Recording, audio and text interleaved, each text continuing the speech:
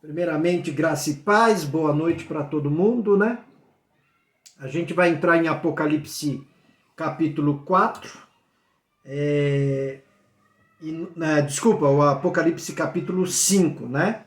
E o que a gente viu lá em Apocalipse capítulo 4? A gente viu que o trono de Deus, ele não é um trono passivo. Ele não é algo que fica lá estático, parado, esperando as coisas acontecerem, né? O cálice da ira de Deus está se enchendo, o juiz de toda a terra fará justiça e ninguém escapará, né? Diante do trono de Deus, a gente precisa estar purificados e limpos. Diante do trono de Deus não existe corrupção. Tudo é transparente, limpo, puro, porque o nosso Deus é santo, né? Então, no céu não entra contaminação. Deus não tem acordo com o mal. Ele abomina o mal. Ele ama a todos, porém, ele não ama a tudo. E a promessa futura dos que deixaram tudo para estar com o Senhor é essa. Mateus 19, 27 e 29 diz assim: Então Pedro disse: Deixamos tudo para segui-lo. Qual será a nossa recompensa?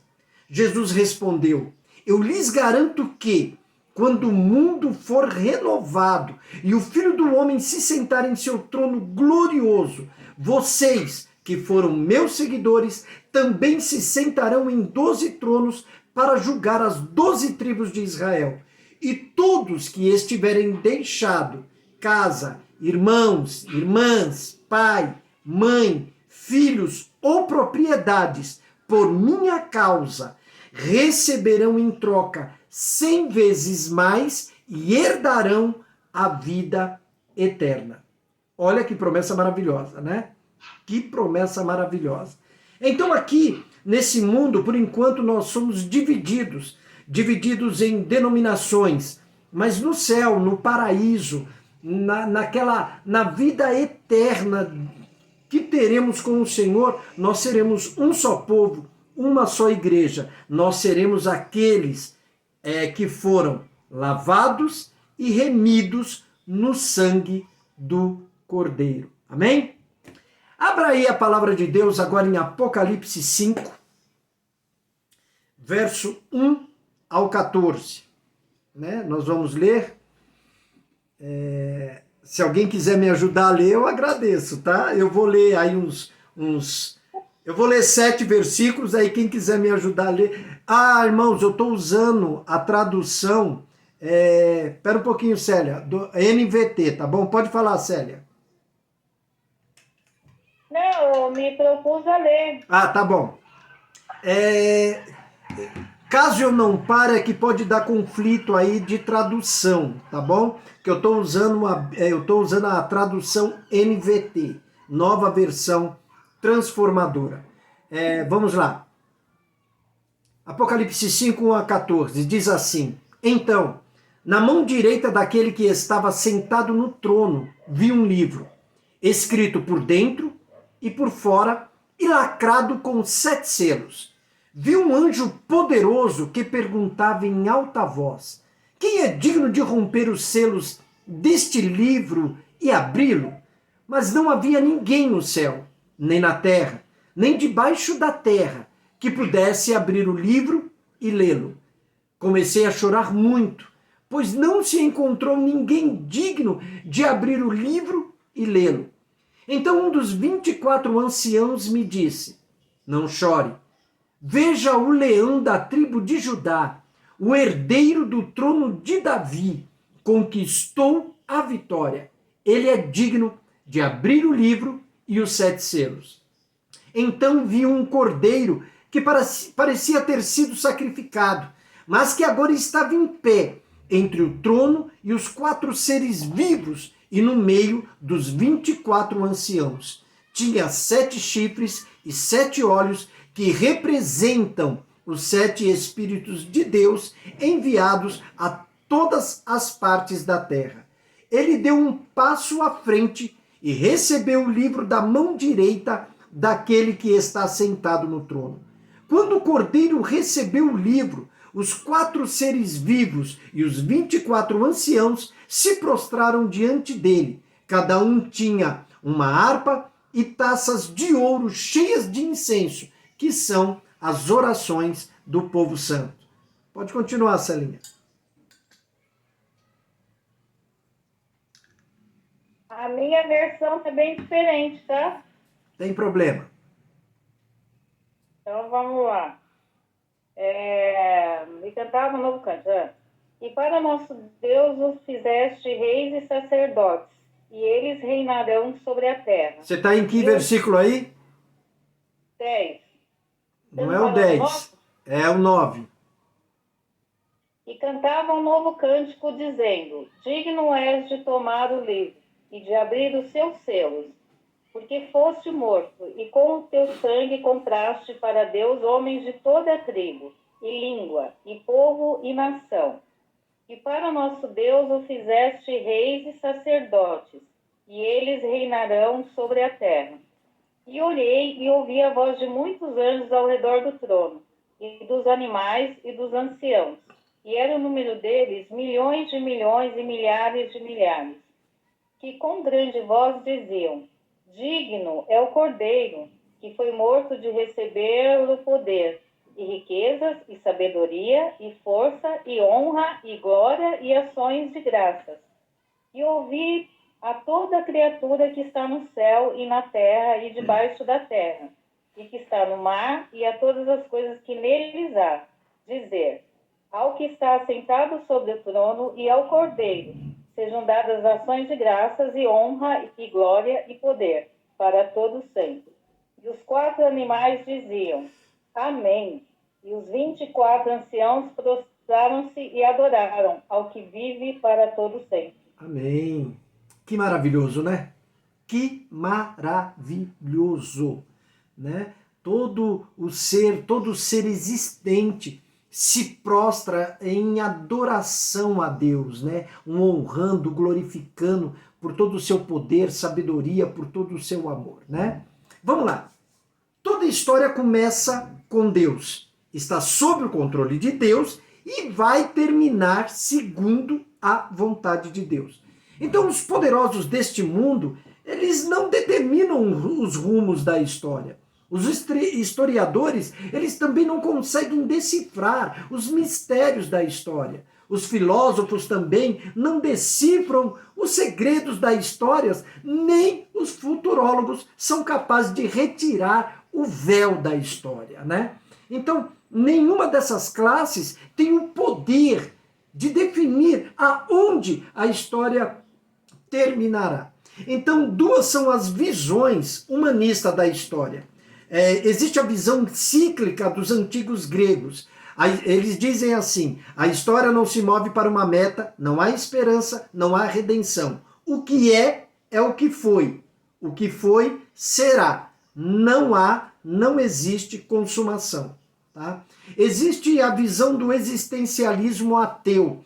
A história é uma sucessão de fatos sem significado. Não há plano, não há esperança. Tem uma novela chamada A Praga, de Alberto Camus, onde a cidade de Orã ela foi invadida por ratos que trouxeram a temida peste bubônica. O médico e os associados deles batalharam até vencer a epidemia. Porém, no final do livro, o médico diz assim: é uma questão de tempo, os ratos voltarão. Ou seja, o que ele quis dizer com isso? As coisas não vão mudar.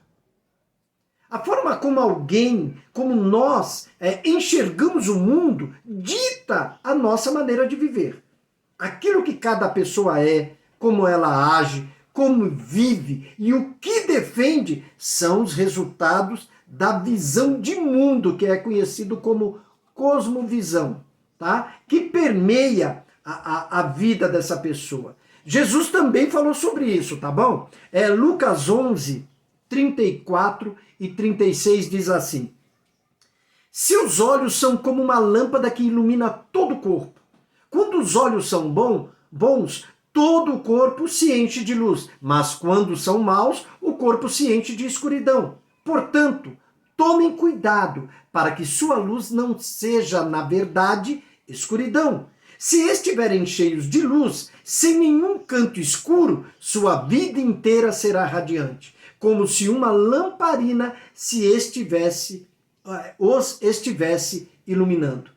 Norman Geisler, ele diz que a visão do mundo é a estrutura por meio do qual a pessoa entende os dados da vida. Por exemplo, os políticos veem o fluxo da história em termos de interesses, alianças e poderes, né? Os intelectuais percebem a humanidade sob a ótica de suas teorias filosóficas, históricas ou científicas, e assim por diante, tá? Afinal, como devemos enxergar a existência?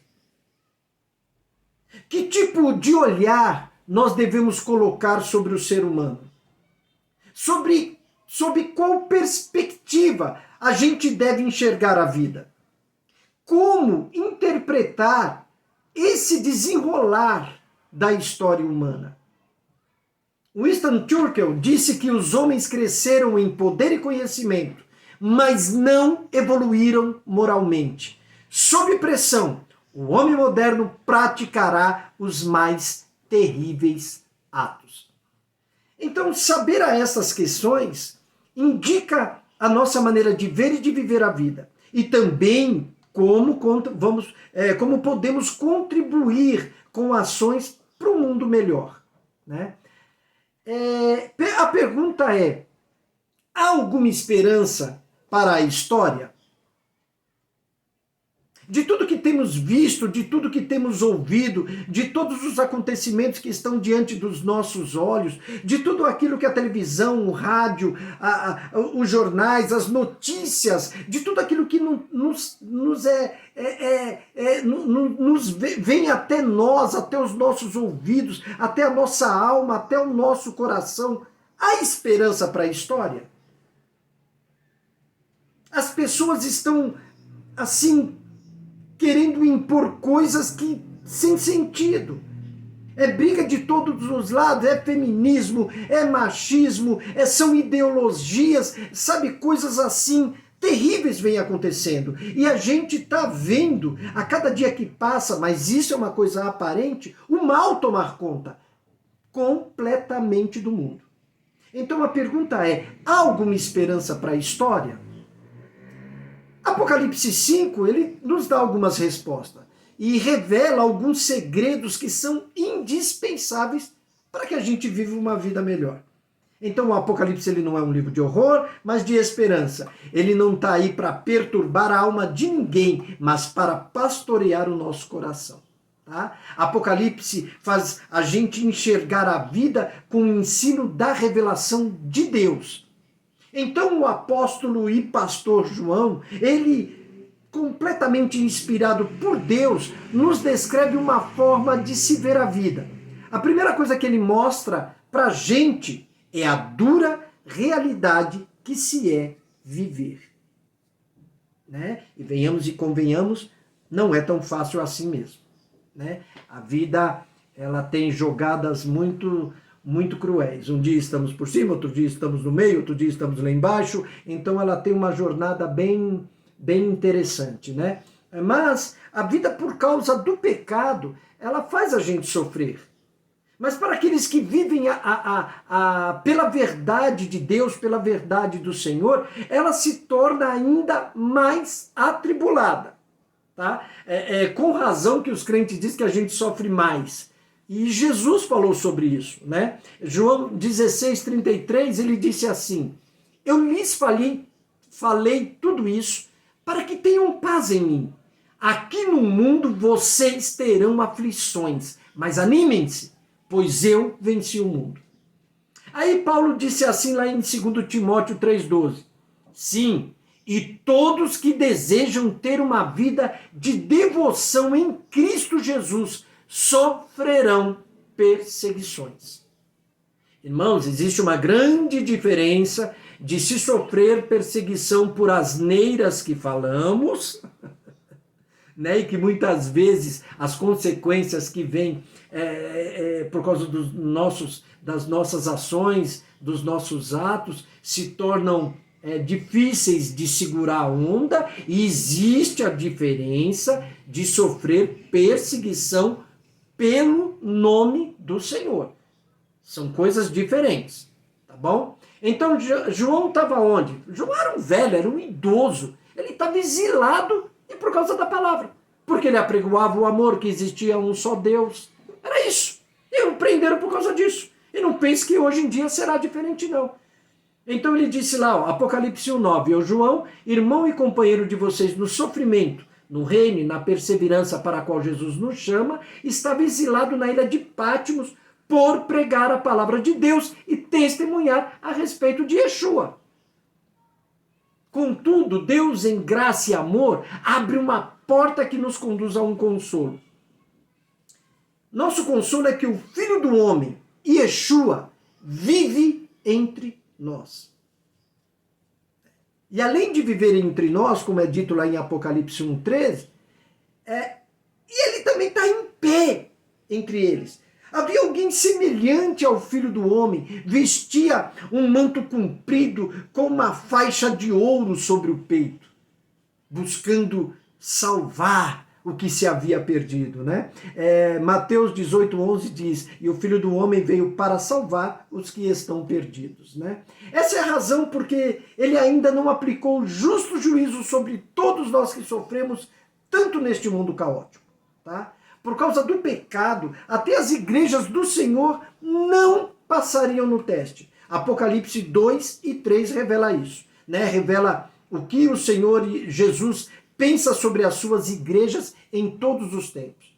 Quando descobrimos que em nosso meio falta amor, fervor, santidade, perseverança, sinceridade, verdade, a gente descobre realmente que é tudo pela graça e pela misericórdia. É realmente um favor imerecido oferecido para nós, pessoas miseráveis. Então presta atenção. Uma igreja foi capaz de trancar o Senhor da igreja do lado de fora. Isso está lá em Apocalipse 3:20, que é a igreja de Filadélfia. Jeremias diz assim, a fidelidade e a misericórdia de Deus são a causa de ainda não termos sido consumidos. Então a gente tem mais que agradecer a Deus, porque nem tudo está perdido. Mesmo que se formos infiéis, ele permanece fiel, pois não pode negar a si mesmo. Isso está em 2 Timóteo 2:13. Então, irmão, se engana aquele que pensa que Deus é fiel por minha causa. Não! Deus é fiel porque ele não pode negar a ele mesmo. Sabe? É muita pretensão nossa, e isso vai, ver como vai contra a palavra? A palavra é clara. Deus não pode negar a si, por isso ele é fiel, porque ele não pode negar a ele mesmo. Aí a gente simplesmente bate no peito, né, dizendo que Deus é fiel a mim por mim. Não, ele é fiel porque ele não pode se negar. Ele é o santo, ele é o poderoso, ele é o Senhor da igreja, ele é o dono da nossa vida. Sabe, ele é aquele que mata e faz viver, que fere e sara. É ele, o Senhor de todas as coisas. Todo poder, toda autoridade está nas mãos dele. Se a gente, quando a gente fecha as portas para Deus e deixamos Jesus do lado de fora, ele escancara uma outra diante da gente. Ele nos convida a deixar nossos mundinhos para trás e entrar de coração lá na intimidade do céu, para ver a realidade das coisas. Tá? Os capítulos 4 e 5 de Apocalipse nada mais são do que Deus abrindo o coração e contando para a gente os seus segredos mais profundos. Olha que maravilha, né? Enquanto a gente esconde os segredinhos da gente, Deus coloca os segredos deles escancarado para a gente, né? Diante deste caos produzido pelo pecado de igrejas tão frágeis, né, que tantas vezes se misturam com as maldades da terra, não é sem razão que para a maioria das pessoas a história ela seja uma continuação de fatos sem sentido, né? são sem planos estabelecidos. Afinal, não existe um Criador bondoso e sem esperança, pois todos estão atolados na mesma lama. Esse pessimismo quanto à vida e ao futuro retrata a novela que nós falamos lá de Alberto Camus, A Praga. Os ratos voltarão, né? Essa é a ideia das pessoas sem esperança. Então, essa visão de um mundo sem Deus, ela é muito desesperadora, que faz alguns filósofos e historiadores declararem coisas assim terríveis. O filósofo alemão Hegel, não sei se é assim que pronuncia o nome dele, disse que os povos e os governos nunca aprenderam nada da história. Winston Churchill disse que os homens cresceram em poder e conhecimento, mas não evoluíram moralmente. Edward Gibbon, no livro Declínio e Queda do Império Romano, disse que a história é pouco mais que um registro de crimes, loucuras e infortúnios da humanidade. Então é fácil tratar os caminhos recentes dessa visão de mundo sem Deus. Houve o tempo da utopia, até que vieram as duas grandes guerras no início do século passado, né, que acabou com a Europa. Depois da incredulidade pós-guerra, surgiu lentamente a indiferença que arrasa os nossos dias. Então aonde chegaremos? A sala do trono em Apocalipse 4:5 é a resposta de Deus para as nossas questões. Quando entramos na sala do trono, nós descobrimos esses mistérios do Apocalipse. São princípios pelos quais todo ser humano deveria pautar a vida. Quando estudamos Apocalipse 4, a gente viu que há um soberano no trono do universo. Ele é o criador de todas as coisas. Portanto, digno de glória, poder, de honra. Há sim uma maneira apropriada da gente viver diante dele. Não estamos entregues aos nossos desejos e vontades carnais e culturais. Estamos todos aqui para louvor da glória do soberano Criador. Então, em Apocalipse 5, nós iremos descobrir alguns segredos surpreendentes. Há um símbolo da história, o Senhor da história e o sentido da história. O símbolo da história. Depois da visão do soberano Criador, João vê algo muito interessante. Observe só. 5:1. Então, na mão direita daquele que estava sentado no trono, viu um livro escrito por dentro e por fora e lacrado com 7 selos. Que livro em forma de rolo é este? Alguns teólogos disseram assim. George Eldon Ladd nos informa que no mundo romano, para se dar validade ao documento, era costume aplicar 7 selos em um testamento escrito em rolo de pergaminho. 7 pessoas conferiam a vontade de alguém e aplicava cada um seu selo em um dos 7 fios que amarravam o texto. Portanto, o livro em forma de rolo que João vê é símbolo da vontade, do plano e das promessas de Deus para nós, o seu povo. Coisas que ainda não foram reveladas e nem cumpridas na história. É o testamento dele para a gente. O rolo está na mão direita de Deus, pois ele é quem governa o universo, a história, através de planos e decretos eternos. Logo, então não importa a força do mal, a ferocidade com que os poderes satânicos perseguem o povo de Deus na terra, nem o caos em que o pecado nos colocou. Nada disso importa, porque a história ainda está nas mãos do Senhor. O rolo ele estava escrito por dentro e por fora. Apesar disso não ser comum, isso acontecia de vez em quando, tá? Por dentro constavam os detalhes do documento lavrado e por fora se registravam os tópicos do conteúdo. Isso representa, nessa questão dessa visão de João, a plenitude do conhecimento e dos conselhos de Deus sobre a história. Além de reforçar que tudo está traçado, escrito e determinado. Nada foi esquecido nem omitido. A lição, portanto, ela é muito clara, muito clara. A história está na mão direita de Deus. Não está nas mãos dos homens, não está nas garras do diabo. Ele está sob o controle e é conduzido pelos decretos daquele que tudo pode. A história tem sentido. Nossa vida tem sentido. Tem um final determinado. Nada se esqueceu. Você não caminha para um fim trágico. Deus nunca será pego de surpresa em algum acontecimento. Além disso, a história só tem fim quando todos os propósitos de Deus tiverem sido totalmente alcançados. Somente quando sua vontade soberana tiver se cumprido é que virá o fim. Aí sim tudo fará sentido. As forças do mal não prevalecerão. Deus está lá no trono, ele reina, ele faz todas as coisas conforme o conselho da vontade dele.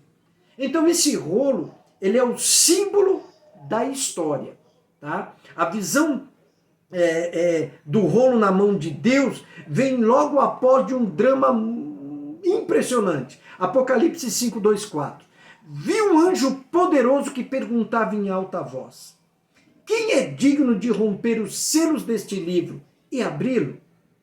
Mas não havia ninguém no céu, nem na terra, nem debaixo da terra, que pudesse abrir o livro e lê-lo.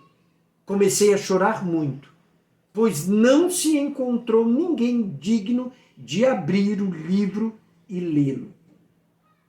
Mas, por que o anjo faz essa pergunta? Por que João chorou?